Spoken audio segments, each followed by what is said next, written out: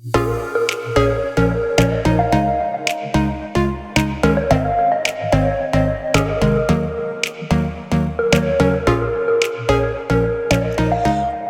back to another episode of the Practical Church Podcast. I'm your host, Dylan Dotson, and this podcast is all about helping you plant and grow healthy churches. As always, this podcast is brought to you in partnership with Mission Support. Listen, they've got a ton of different ways to help you be effective in ministry. And if you're like most pastors, you probably feel like you never have enough time, energy, or expertise to get everything done, or you have those tasks that really drain you. And so Mission Support comes behind the scenes to support you and your church so that you can focus on the things that actually matter to you and give you life and energy. So check out missionsupport.com today. See all of their services, whether it's SEO, payroll, websites, branding, Google's, all these sort of things to help you focus on the things that matter to you. Missionsupport.com. Check them out so that you can go from feeling scattered to focus on your mission. It's possible to love being a pastor again. So let's get into today's episode, 5 ways to make visitors feel welcome at your church. All right, today's episode, 5 practical ways to help visitors, new guests, new people who come to your church, make them feel welcome. There's a couple of episodes I've done this on the past. For example, in episode 37, which I'll hit to, so you don't have to scroll back just a little bit. I did a follow-up process for new guests. Like if they come, how do you follow up well with them? But this episode is how to help make visitors, new guests, whatever you call them. New city, we call them new guests, but I know visitors is probably the normal term, so that's what I'll try to use in this episode. How do you make visitors who come to your church for the first, second, third time, they're new to your church, how do you make them feel welcome so that they'll want to come back? Okay, so that's what we're going to talk about. Today's episode, or the first point, actually happens before they come on Sunday, because most visitors are going to do this before they show up to your church on Sunday, and here's the first one, that you need to have a visitor-focused website. Visitor-focused website. Again, Mission Support can help you with your website, so you can check them out. If you've got questions about how to do it, what it look like, check out them. Missionsupport.com. Focused visitor website. Now, the reason why you should have a visitor-focused website is because visitors are the number one group of people who come to your church website. New people go to your website more than people who go to your church. So the only people that are going to your website are new people, unless they're specifically going there to sign up for something or to look something up. But when they do that, like when someone who goes to your church is going to your website, it doesn't happen as frequently, and they're more likely to kind of like look around or whatever, especially if your website's not set up the best way, because they're trying to get something. And if somebody's new and they were invited or they're checking out churches in the area, like they don't have an incentive to keep continually looking for information if it's not readily available, okay? I'm not saying ours is the best, but newcityrd.com, you can check out ours if you want to see what we do, but it needs to be visitor focused. And to make it visitor focused, there are 3 things that need to happen at the top of the homepage of your website. 3 things. Number 1, you need your address, your physical address. You cannot say we just meet in such and such school or such and such building or even such and such town. Because here's the thing, man, if I'm new, I need to know where exactly you're going. And if you say, hey, we're meeting at this school, I need an address for the school because now I have to go and Google the school. Like you're adding friction to the discovery process when it should be on your page. And so if you meet at a school or if you meet at a prominent like intersection or whatever in your town, it's not enough to say like, well, most people know where that is. No. People need to know exactly where they need to go. So you can say we meet at such and such school or in such and such building if it's well known, but you also need your address. So where do you meet on Sunday mornings? It needs to be easily found and prominent at the top. You also need your service times. You cannot just say we meet at on Sundays. You need the exact service time or times, if there's multiple, so that people know when to show up. They need your address and the service time. And they also need an I'm new kind of tab or section. So on our website, our I'm new is not like, we have an I'm new page that's got, Q&A, what to expect, all those sort of things. It's not on our homepage. However, it is, the tab on our homepage is. So if you go to our website, there's like an I'm new option right there. It's also on like the menu, but it's also like easily clickable, like right on the homepage. I would advise you having something like that. Again, if it's helpful, you can go to newcityrd.com, check out our I'm new tab, and you can just copy and paste literally anything you want. Like just take it and then you can adjust it to what works for you. You don't need to reinvent the wheel. But you need to say, hey, like we expect people like you to come to our church. And we expect people like you to check out our website.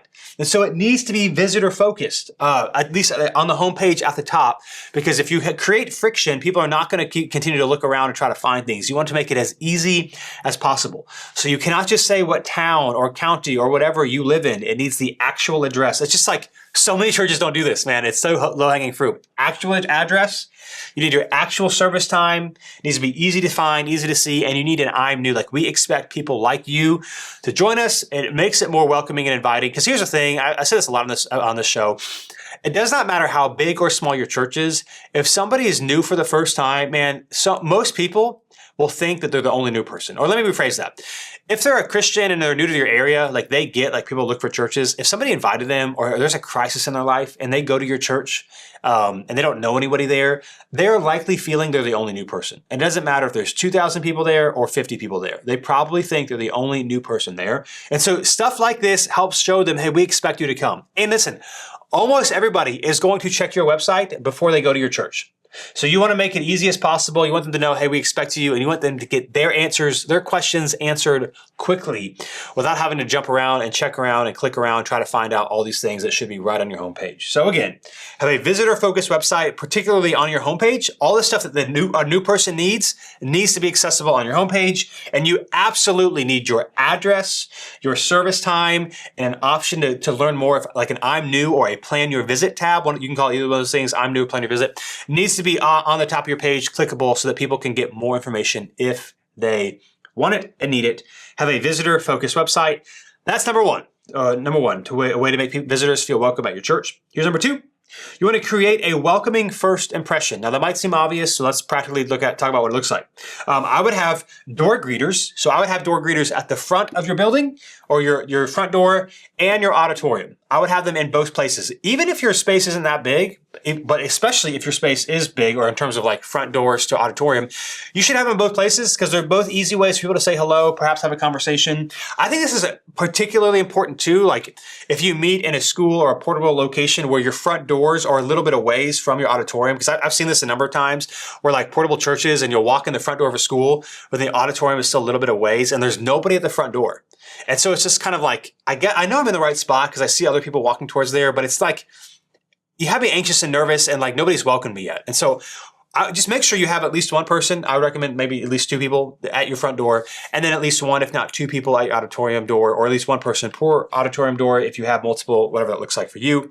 But you need greeters. Just like, it's just helpful to know like, hey, you're in the right spot. Thanks for being here. You know, smiling face, welcoming there. Especially again, if somebody's new and they're new to this whole church thing, especially if they haven't been invited, like they're anxious, they're looking for reasons not to come, and they're not expecting someone to welcome them. Like, unless you're going to like a really fancy restaurant or hotel, like nobody's at a front door holding the door opening for you and welcoming you to a space. Like it's just not a normal experience that most of us have. So it's an easy way to make people feel welcome. You need to have door greeters. Again, I would have at the front door, wherever your front doors are, and your auditorium. Another way you can create a welcoming first impression is having clear signage. I like to think of it like this, people should know where to go without having to talk to somebody. Although, of course, you want them to talk to somebody. It's kind of like an airport. Like you can navigate an airport without getting help from somebody if you want to. Like if you're new to the airport, there are signs that tell you everywhere to go. And so there should be a sign in your parking lot say, hey, park, this is your, new, for us, it's like New City Parking and arrow this way. If it's not obvious, like where you walk in, like where we are, we have lettering above our auditorium door that says auditorium, but we don't have like a sign in the lobby that says auditorium because as soon as you walk in the front door, like it's very obvious where it is. Our kids' classrooms though have signs above each kid's classroom saying like what age group it is, obviously above the restrooms. I would just say this, it should have clear signage. Like if somebody walks into your front door, you should have something in the parking lot and something that says, hey, auditorium this way. If it's not totally obvious, or kids this way, or kids check in, or restrooms, like any place that people want to know and it's not super obvious where it is, I would do some sort of signage. It makes it feel welcoming, like you expect new people to not know everything. Clear signage. I would have a parking lot team. Again, I've talked about this before. You might not be in a situation where you actually need to direct parking. That doesn't come unless you don't have enough spaces to where, in proportion to the number of seats in your auditorium or something like that. If you're listening to this and it's like, yeah, I don't need someone to tell them where to go. It's not about telling them where to go. It's about letting them know, hey, you're in the right spot and we expected you to be here. Again, people that go to your church, they don't really care this much. If you're new, it's one thing to see a sign. Have you ever like gone to a fair or to a sporting event or whatever? Like it's one thing to see signs that say, hey, go this way, but you still kind of feel like a little anxious. Like, am I going the right spot? Until you see like someone directing traffic or a parking attendant, it's like, oh, okay, yeah, they're here. I'm in the right spot. And so I would just say, You might not need this to direct them where to go, but it says a lot that we expect someone to be out there and welcoming you. And so here's the thing. You don't necessarily need a ton, depending on your spot. Even one. Like where we currently meet right now, and I say currently because this summer we're moving.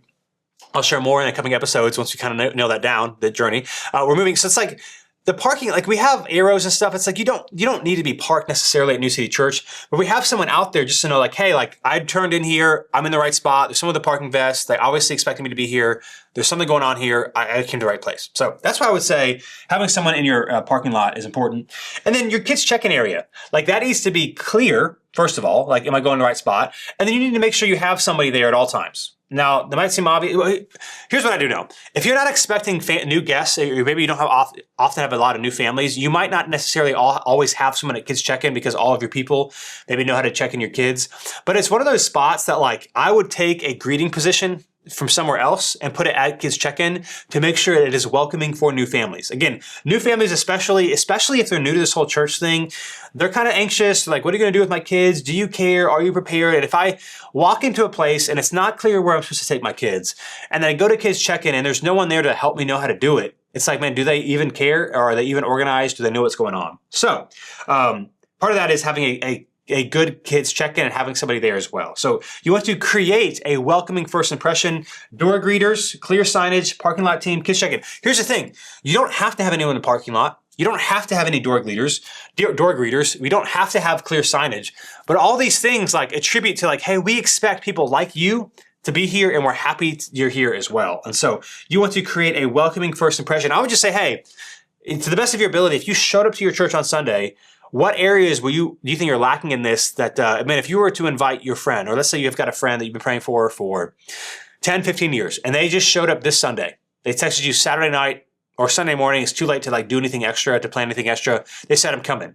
What would make you the most nervous in terms of where they wouldn't feel welcome? And like, that's the area to focus on. So number 2, create a welcoming first impression. Various ways you can do that. Number 3, create a simple and personal connection process. Create a simple and personal connection process. Now, the follow-up process, like if you get a Connect card, if you get information from somebody, what should you do with that? That's episode 37, how to follow up with them, okay? Here, I just want to talk about creating a simple and personal connection process to kind of get them in there. So here's how you can do this. Number 1, you need to find, it needs to be easy for people to fill out a Connect card. So easy for people to fill out a Connect card. I know people do it differently. If you're a large church, it's a little bit harder. But for most churches, probably listening to this podcast, I just would say like we get the ratio to the amount of digital Connect cards to physical paper Connect cards. It's probably like 95% paper to 5% digital, and it might be more than that. I know the QR things are big, and everyone does that. We just found that like, man, people don't really do that. Now, granted, we make our Connect cards really easy to find, so maybe that's why our ratio is so skewed to real physical Connect cards. But I think that also shows that like that is people's preferred method, because we do like we have a Connect moment every service during our next steps. That's what we start our next steps with, and we talk about the physical Connect card, and then we say you can text NCC Connect to 97,000. We talk about both, particularly for those who are watching a live stream because they cannot do a physical Connect card. And man, like, all we get is Connect cards, like a physical Connect cards. Pretty much that's all we pretty much get. So we want to make it easy. For us, what we do is we have Connect cards in the seat back of every single chair. And so I would recommend, to make it easier, that you do something like that. If you don't have seat backs, it's hard because if you put them on a chair, it kind of looks like you're a reserved seating, especially if you come in late and you see a bunch of chairs with stuff on them, they won't sit there. I would probably get some sort of pocket thing to put them in, but if you can, like that's what you want to do. You want to have them in the seat in front of them so they can fill it out during the service. If you tell them to go fill it out after the service, it's kind of awkward to like, I got to stand in front of someone while I'm filling this out. So you got to make it easy. So easy Connect cards, I recommend getting them in the seat backs in front of people so they can fill it out there. I also recommend mentioning it from stage every single week. Even if you think or know that there's no new people there, the people sitting in the crowd, man, they don't know that. They don't know that. They don't know people like you do. And if you have someone else like doing your next steps or announcements, excuse me, they don't know who's there and who's not, especially if you're smaller. Like my thing is, excuse me, my thing is like, man, say it every week. Even if you're smaller, say it every week so that people know, hey, we expect new people to be here. So you want to have it easy to find Connect cards. I'd recommend in the seats. You want to mention it from stage every week. And then you want to have a follow-up process. That's episode 37, so I'm not going to get into it here. Like, if you get their information, you have to follow up. You have to follow up. So do that. And then I would also recommend a welcome gift. There's lots of different ways to do this. I would strongly advise against church swag because nobody cares. Like, if I'm new, I don't want your coffee mug. I don't want your t-shirt, even though t-shirts are expensive. Like, that's a lot of money. I don't want it. I don't want your bookmark. I don't want a notebook. I don't care about your church if I'm new. So I wouldn't do that. There's no incentive. What we do at New Cities, we do Chick-fil-A gift cards because everybody likes Chick-fil-A. We used to do like Starbucks for a while, but it's like not everybody drinks coffee. So that's not helpful, but most people like Chick-fil-A. So I would recommend, man, something like that, some sort of like food gift card. It doesn't have to be Chick-fil-A. If you've got like a local non-expensive restaurant or whatever near you, here's the thing. The gift card needs to cover a meal. And so like, I, for example, wouldn't recommend doing $5 gift cards if you're going to do a gift card somewhere. We do $10 for Chick-fil-A, which, depending on where you live, you might have to do like $15 if that doesn't cover a meal, because inflation's a real thing. $10 still covers a meal here in Raleigh if you get like a number one or whatever. And so like, you don't want to make them have to like use half a gift card to get something. So we use Chick-fil-A, and we've done various things in the past, like Starbucks and other things like that. Chick-fil-A is by far the best. At one point we did, Bojangles and Chick-fil-A, because we had someone who like really loved Bojangles. Like, I'm going to get you some Bojangles gift cards. And so one thing we learned is like giving people options is just kind of confusing. Like, people, they don't know what to pick, and then it's like another decision they have to make. So I wouldn't do that. But when we did that, like, nobody was taking the Bojangle gift cards. Everyone was still taking Chick-fil-A. So take that for what it's worth. Having some sort of welcome gift or incentive for them to fill out the Connect card is helpful. Just make it sure it's something that people actually want. Now, again, if you have like a local coffee shop that's awesome, or especially if they're like willing to give you like free gift cards and stuff, that's great too. But I would just caution you to not to be cheap. It is worth spending money on getting information from new people because they're much more likely to connect and they're much more likely to give and all that sort of thing. So I wouldn't be cheap on this.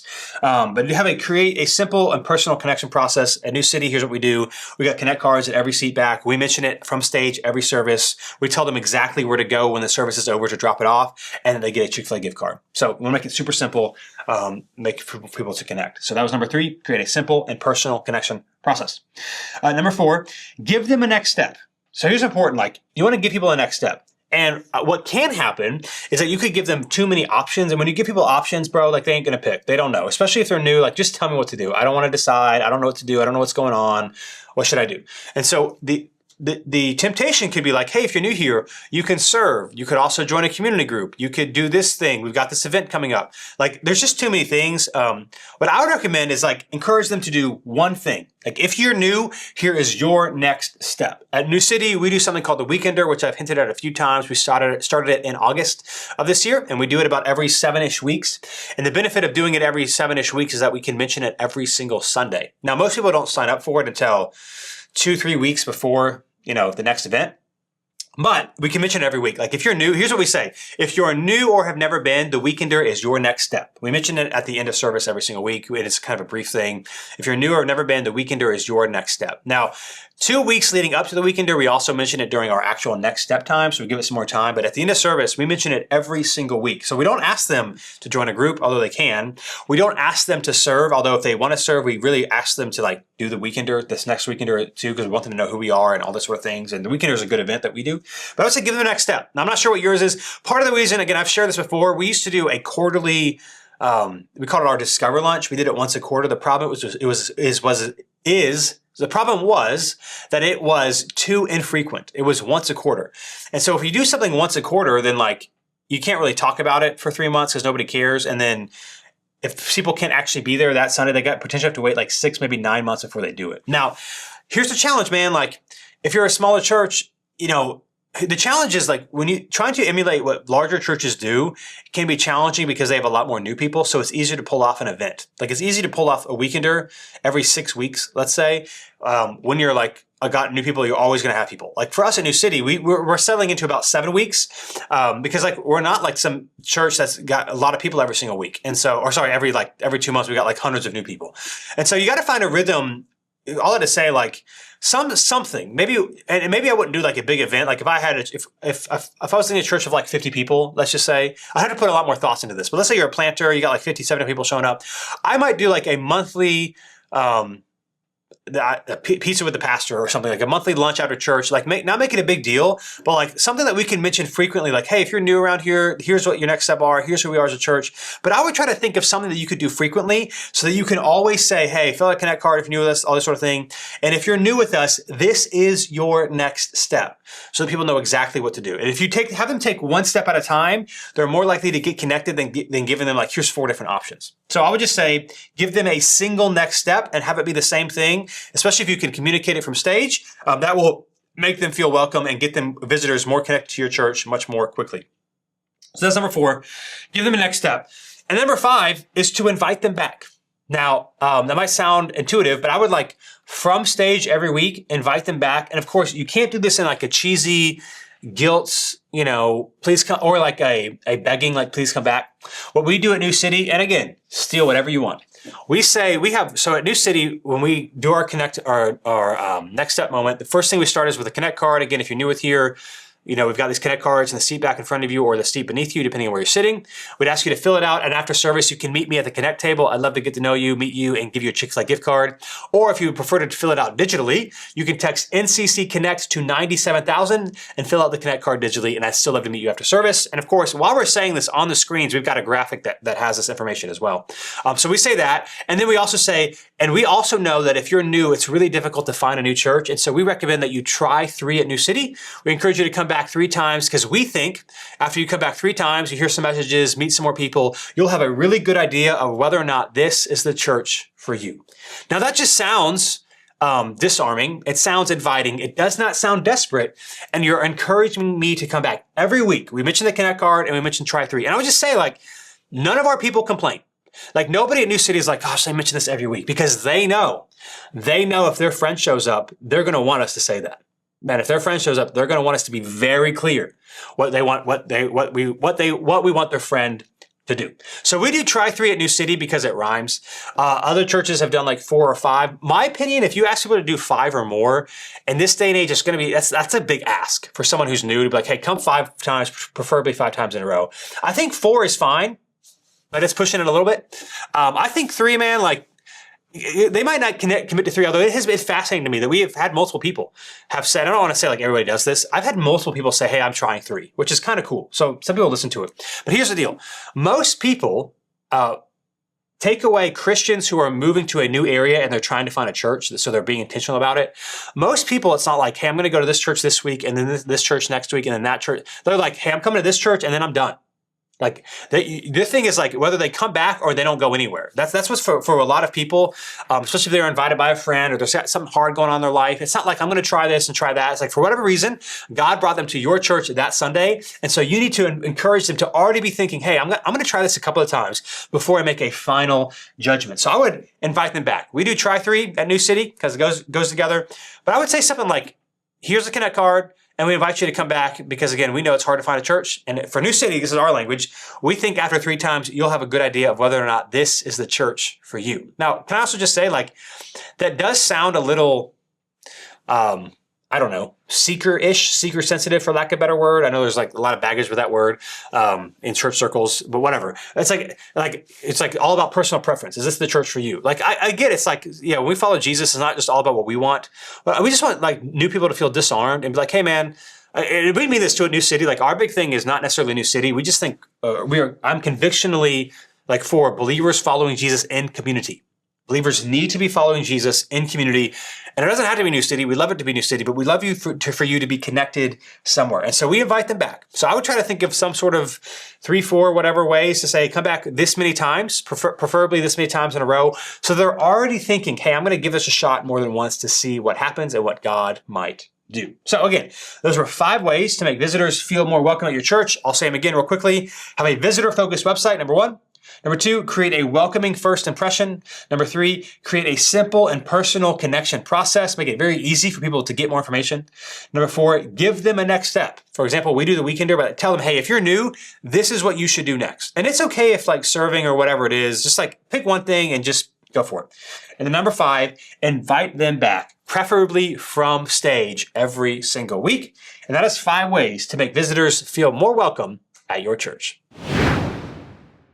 So my observation or reminder for this episode is that if you've got a big decision that you're announcing to this church, I would, to the best of my ability, tell as many people about it beforehand so that they can be prepared and get excited about what you're doing. So for example, as I'm recording this in real time, yesterday at New City, we announced that we were going back to one service starting this coming Sunday, so the next week, until we move. We're moving out in June. We're moving our space now. We need a bigger space and we need to spend less money. And so we're most likely going portable. So we're talking to school, we're doing some schools right now, looking into that. But we need a bigger space and we need to spend less money. And so that's typically a school. And so we're going to go to school, pay less in rent, save money, all that sort of thing. Now, here's the deal. And our space is not great. So even if our space was less expensive, we would actually still be trying to get out of it because it's been very restrictive to us. So our space is not great. And so we have gone back and forth a couple of times in our current space between 1 and 2 services because at one service, we run out of room. And so we go to 2 services to create more room. We sacrifice some of that organic community. But then when we go to 2 services, we don't really see much growth in attendance. And so what we're doing is we're sacrificing some community that's more easily developed at one service to make more room at 2 services, and that our size, at our space, we don't really grow into. And so we've gone back and forth a lot. Since we are moving this summer, we're moving to a bigger space, and so we're going to be at one service anyway, because we're going to have a much bigger space to do that. We've decided we would rather New City be engaging and exciting, community, worshiping God together, people meeting each other. We'd rather just all be at one service. And so long story short, we shared this Sunday why we're going back to one, how we're going to stay at one except for Easter. Even if it gets really full, we're going to redo our chairs a little bit so we can get more chairs in there. And if it gets full, man, it's just going to get full because we've just found 2 services, it doesn't move the needle for us, and so we'd rather all be together. Now, that might not sound like a big announcement, but since we've gone back and forth, I think 4 times trying to solve this issue at our current space, it seems like a lot. And so what we did the 2 weeks leading up to our announcement is we started telling everybody, our community group leaders, particularly people who have been around for a few years, our key leaders, here's what we're doing and here's why. Because I wanted them to know, to trust, to hear from us and from me, we've thought through this. If you're man, why do they keep going back and forth? Man, here's what we've learned. Here's what we learned in 2024 after being at 2 services all year. It didn't do anything. It didn't move the needle all that much. And the experience is much better at one service. And so on Sunday, probably at least half of our church probably knew. At least all of our key people knew. So it wasn't that big of a deal. And of course, people like one service. If you give them the choice, people prefer one service over 2. So we have that going for us for as well. But I just want to say, I know there are times where you have to make a church announcement and you can't let it leak or whatever. So you can't do that. But if you can, I would tell key leaders ahead of time so that they're already bought in and excited. So if there's anybody who's man, why are we doing this? Or I don't want to do this. You've already got your key people in it and involved in it and excited about it. And they feel like they're in the know. So they're more likely to help you explain to people, here is why we are doing it. So my observation is that if you've got some big announcement coming up, don't be afraid to talk with your key people beforehand, get their feedback, get their questions so that when you announce it, you already have some people who are excited about what you're going to do.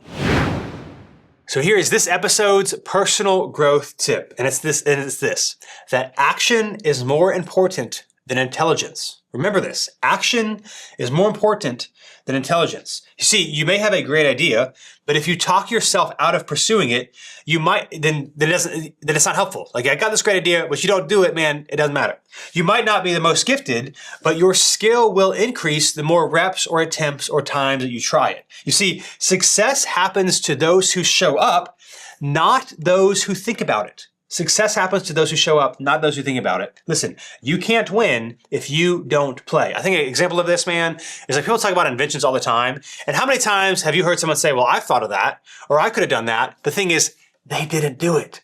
Or a lot of times, the inventions that take off, the things that kind of change, the things in culture that shift things, a lot of times it's not the person who had the idea, the first idea, that gets all the credit and the glory and the money and all sort of things. It's the first person who executes on it. So can I just encourage you this, church leader, pastor, you might not be the most intelligent pastor, the most innovative pastor, the most whatever, but that doesn't mean you can't take action. It's more important to take action to learn and grow and develop than to just think about it. So my advice, man, is if you want to do something, you got to go for it. You got to try it because there's only so much you can learn from reading about it anyway. You need that experience. Action is more important than intelligence. So here's my ministry question. I was on the phone last week with a church planter, and he was asking me how I decide what to preach and to plan on my preaching calendar. A lot of people ask this question. I don't know if I mentioned this before. For being the Practical Church podcast, we try to be very practical, very pragmatic. Like, hey, do these things, try these things. Take and leave what you want. But it's not just theory. It's like, do it. This is one of the things that I don't have much for you. It's one of the practical, maybe it's kind of funny because a big thing. Here's what I do, and I don't mean this in a bad way, but we just primarily preach the Bible. And so we don't spend a lot of time developing our preaching calendar. We typically are out 3 to 6 months. We know what we're preaching through.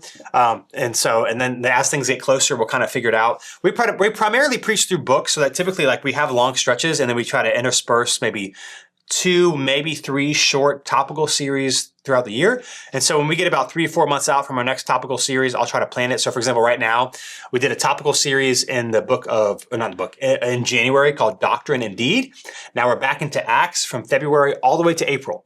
And then after April, we'll probably do a short topical series after Easter for 3 or 4 weeks. And then we're going to go back into Acts again for a while. So I have right now, after Easter, I don't have the next 4 weeks. Other than that, we're just doing Acts. Here's the benefit for us. I'm not got to do it this way. My preaching calendar, I'm about 4 weeks ahead at all times. So there is some flexibility in the sense of I don't have to have nailed down exactly what text. I don't have to have a preaching calendar of next week I'm preaching these verses, because I got a 4-week buffer so that the worship, graphics or whatever, I know 4 weeks from now what I'm doing. And so it saves me the ability or the need to have everything planned out so far. Because if you're preaching sermons week to week and you've got a team that needs stuff from you and you don't finish your sermon until Thursday or Friday of that particular week, it can put people behind. So one of the reasons maybe I haven't developed a great scheme about this is because we generally know what we're preaching through.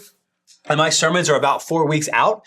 And so I know here's what we're going to do. And so that helps. I would just say this, regardless, I do think you should be at least 3 to 6 months out at any time. The larger your church is, the more this matters. So you might hear churches that are a year out on their preaching calendar. It's very likely that they're probably plus 1,000 people on a Sunday attendance, because there's a lot more moving parts. So it's a lot more necessary. And so I'm not saying you shouldn't prepare ahead, but if you're smaller, it's not as big of a deal. Although I do think you should be more than just a week ahead. And so what we decide is again, we're in books, and as long as we're about 3, typically 6-ish months, right now, for example, though, I know we're preaching through Acts until Easter. If you ask me, I know I know the sermons that I've written, but other than that, it's flexible in terms of the verses or the chapters, because I'm going to be able to get to it. But I just know we're in Acts until Easter. And then after that, I'm probably in the next 2 weeks, we're going to figure out our next sermon series. Again, churches do it differently. Some elders go on an elder retreat, that sort of thing. I'm not against that. It's just that New City, since we predominantly preach through books, it's really just hey, here's what I'm doing. Kind of talk with the elders. What do you guys think we should do? And we kind of go from there. Our elders have never really particularly wanted to plan the preaching calendar, so that's not something we have done. I would just say this: if you can get at least 3 to 6 months out so that you know what you're doing and you can plan accordingly with your church, that is what I would recommend. So again, thanks for joining me today on the Practical Church podcast. My name is Dylan Dotson, and if you want more from me, you can go to dylandotson.com, and be sure to check out our partners in this show, Mission Support, with all the different things, branding, SEO, websites. We talked about that today. You can check out their website builder. They're super responsive. And here's the best thing: they don't lock you into any contracts. They don't lock you in any contract, so you can use it as long as it works for you. So check out missionsupport.com. And if you want more from the show, you can go to missionsupport.com/practical. And if you want to submit a question, of course, if you're on Facebook, make sure you check out the Practical Church Facebook page. We've got a couple of thousand leaders and pastors in there that you can learn and interact from. Thanks for being with me, and I'll be back with you in another 2 weeks for another episode of the Practical Church podcast.